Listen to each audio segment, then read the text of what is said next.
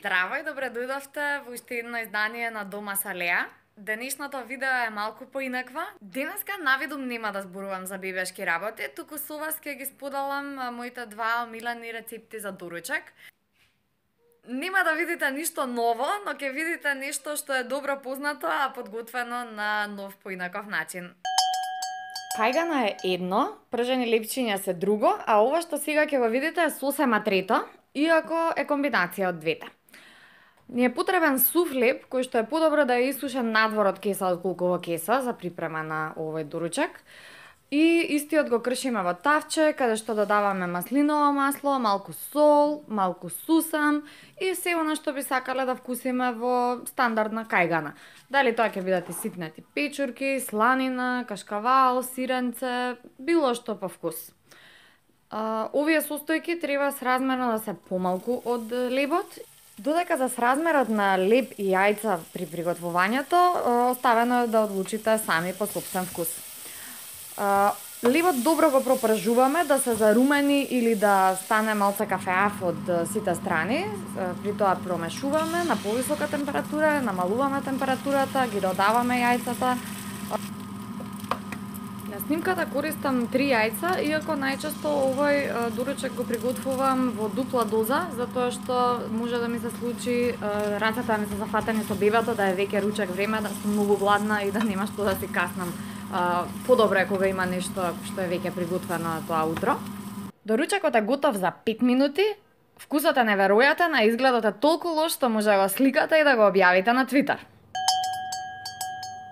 Следниот предлог за доручек е дефинитивно од категорија здрава храна, станува збор за овесна каша. Овдека подготвувам овесна каша со 100 грама овес, што е еквивалент на 5 лебни единици, инаку 20 грама овес ви заменува една лебна единица, оние кои што мерат калории добро знаат што зборувам. Поедноставно кажано, правам дупла доза од весната каша.